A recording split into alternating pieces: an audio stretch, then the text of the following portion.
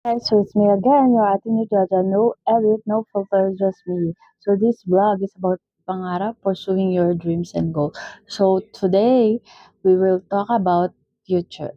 So we know all of us are have a big plans in our lives. So ikaw ba, sa tingin mo may magandang future ka na ngayon? Okay ka na ba? Stable ka na ba? And that's a big question to you, right?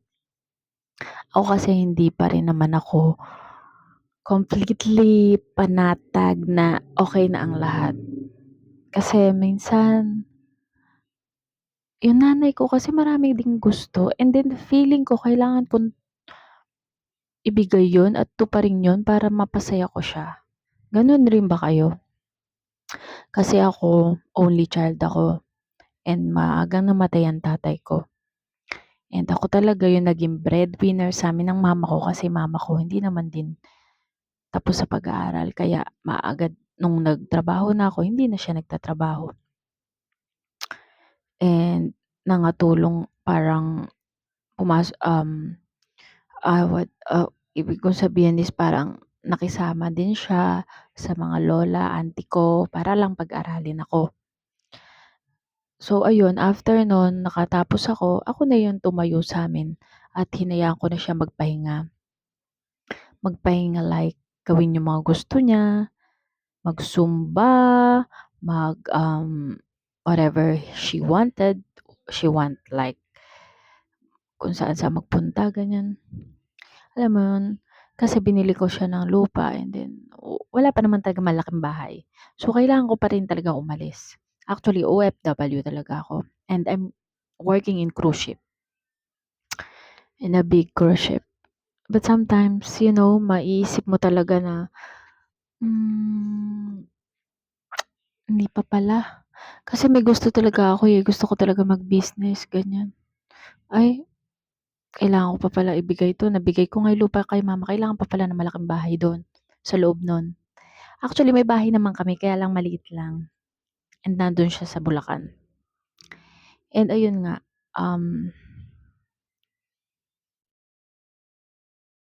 alam mo, nasa point na rin ako ng life na gusto ko din talaga na mag-settled. Gusto ko magkaroon ng anak, baby, um, masayang family, peaceful life. Pero alam mo yun, hindi mo talaga wala ka din talagang maasahan, eh. Kasi maraming dapat gawin or kailangan sa life namin ng nanay ko na ako dapat yung gagawa kasi she is 55 years old already and ako na yung inaasahan niya talaga.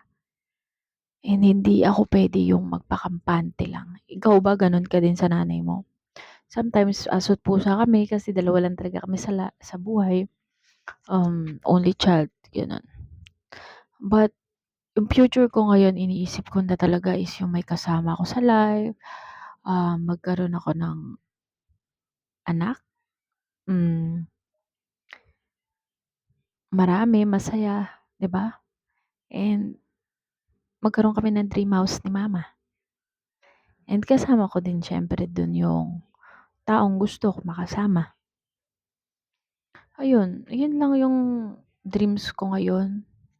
Alam niyo, para lang ako nag-share sa inyo and this vlog is about parang sharing my thoughts about dreams. Ikaw ba? Comment down below kung nakaka-relate ka sa mga sinasabi ko.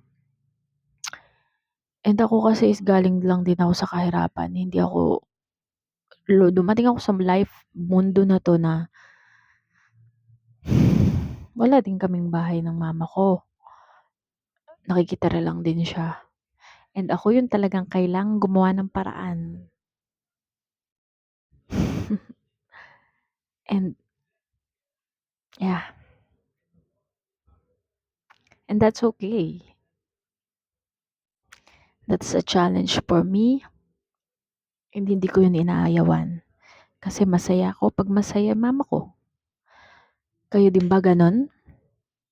Ayun. Kaya lang minsan nakakapagod din. Ang hirap kayo makasama sa malayo. Ang hirap makisama sa lahat ng ibang lahi. minsan iinit ulo mo, hindi ka laging masaya, ganyan-ganyan. Smile-smile ka, mamaya umiinit yung ulo mo dun sa isa, binwisit ka na ng binisit, 'di ba? Lahat naman tayo, hindi naman perfect at hindi naman laging good mood. But the thing is, ito lang yan, pahirap na pahirap yung buhay, dun mo talaga mas kailangan at dun mo kailangan kinakausap si God. Papa Jesus is always with us. Yun yung alam ko. Nararamdaman ko na kasama ko siya sa lahat ng bagay. Sa lahat ng oras, gina-guide niya ako. I know I'm here with a purpose.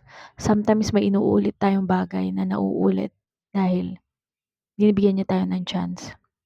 Kapag daw nauulit ang isang bagay, ibig sabihin, hindi ka natututo.